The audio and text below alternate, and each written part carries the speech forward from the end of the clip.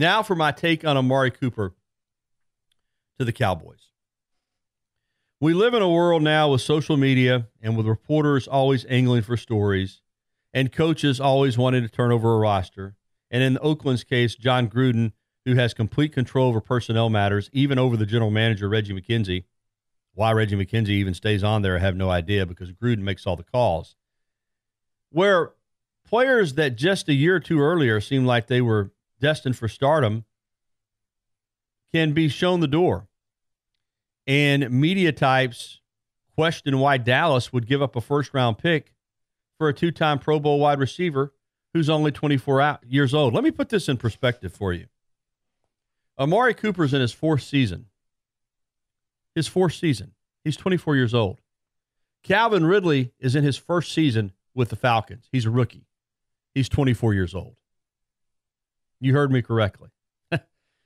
How is one guy in his fourth season 24? How is another guy in his rookie season 24?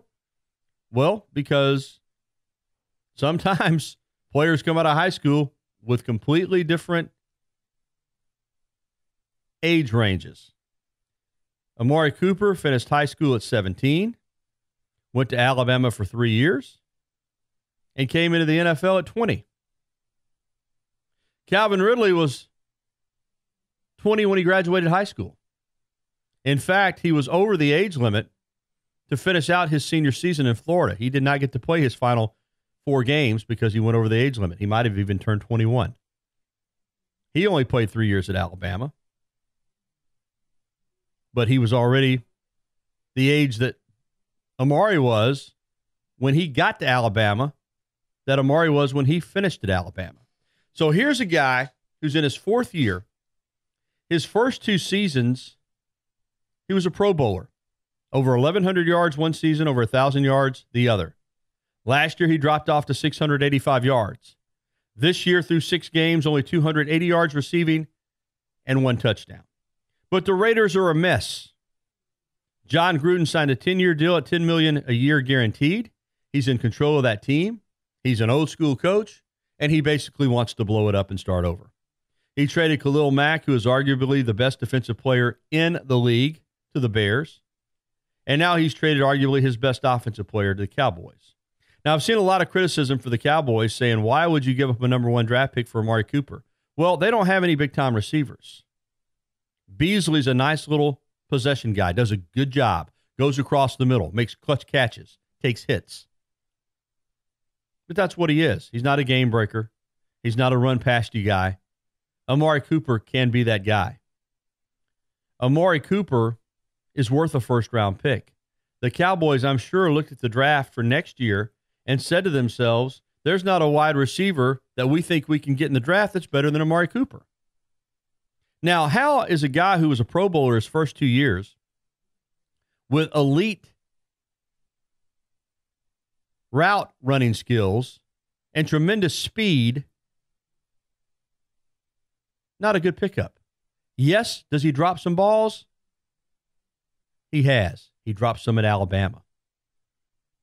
He needs to work on that. He needs to get better at catching all the balls that hit his hands.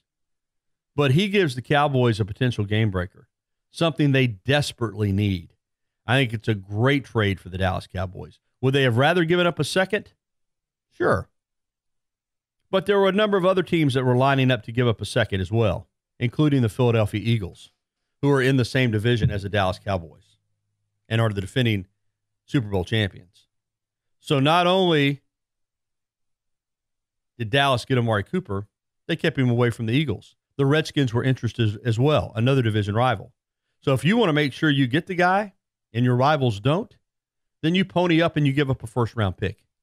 That's what you do. Dallas is going to in its bye week, so that's an extra week for Amari to get ready. We'll see if I'm right or we'll see if I'm wrong. But I think Amari Cooper will flourish in Dallas. I don't think Dak Prescott's the best throwing quarterback in the NFL, but I certainly think he's capable.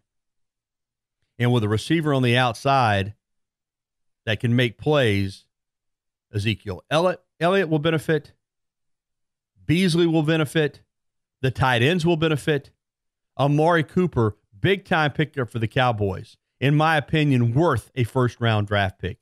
Hard to believe that a guy that's 24 years old, that was the number 4 overall pick in the 2015 draft, is already being called by some a bust. That's ridiculous. You got to think Amari's on his knees thanking God for getting out of that dumpster fire that is Oakland today. Absolutely.